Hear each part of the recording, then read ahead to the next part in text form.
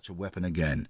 Fate should have brought him here, to this place, to kill a man he had never met. But so be it. Some things were more important than his own personal feelings. Duty must be done.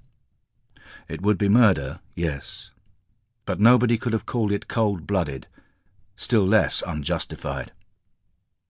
The taking of this one life paled into insignificance next to the horrors of suffering the man had inflicted on millions of innocent people.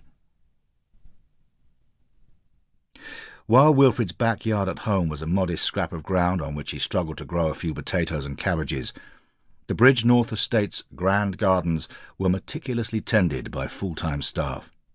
Wilfred watched from the cover of a hedge as a gardener tended to a riot of many-coloured roses in a bed beneath an opened ground-floor window of the house. The gardener was a stooped old man in hobnail boots, dungarees and a flat cap. He moved like a tortoise and seemed to take forever to prune a few stems. At last the gardener picked up his bucket and toolbox and moved on.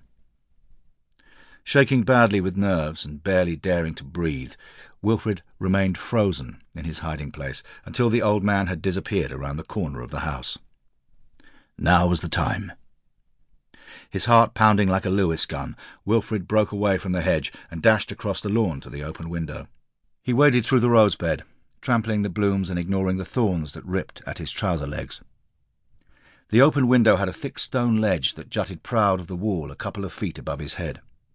He jumped up with both arms raised high, hooked his fingers over the rough stone, dangled for a moment, and then scrabbled with his feet to heave and clamber his way over the window-sill. He landed with a soft thud inside the house and instantly sprang to his feet, tearing the revolver from his pocket. He'd had no idea what room of the house he would enter.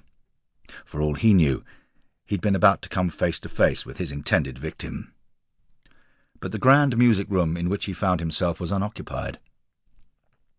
Wilfred gazed around him at the elegant furnishings and the magnificent collection of dozens of antique instruments, lutes, violins, harps, highly ornate spinets and harpsichords, that he couldn't have hoped to afford if he taught English 24 hours a day for the next 100 years. To be a witness to the living standard obviously enjoyed by such a corrupt and depraved villain, when decent and innocent people were left to suffer in conditions of abject poverty, only fuelled Wilfred's anger even more, and firmed his resolve. Wilfred stalked across to the door and peeked out into a lavish hallway with gleaming marble floor and fine artwork. Over the sonorous tick-tock of a magnificent grandfather clock came the echoing footsteps of a servant, whom Wilfred took to be a butler, dressed in a striped waistcoat and carrying a fine china tea-set on a silver tray. The butler was an older man, but moved with the ramrod-straight bearing of a British Army officer. Many NCOs had retired into service after the war. The butler paused to knock at a door across the hallway, waited a moment, and then disappeared inside the room.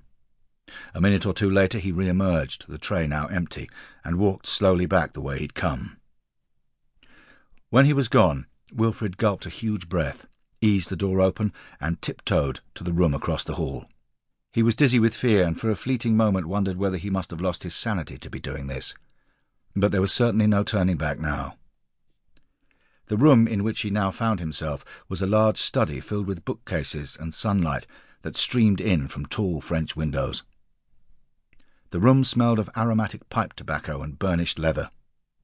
The china tea-set that the butler had brought in was neatly arrayed on an enormous desk. The man Wilfred had come here to kill was standing with his back to the doorway, reaching up to a bookcase for one of the many leather-bound volumes that crowded the shelves. Hearing the door open, he turned to see his unexpected visitor enter the room. Wilfred recognized him from the single photograph he'd seen. The man was in his early 40s, with jet-black hair that he wore unfashionably long. His white shirt was open at the neck to reveal a red silk cravat, and his patent leather shoes gleamed in the sunlight from the window. He had cold, pale eyes that gazed disinterestedly at Wilfred. Other than a slight pause in his movements,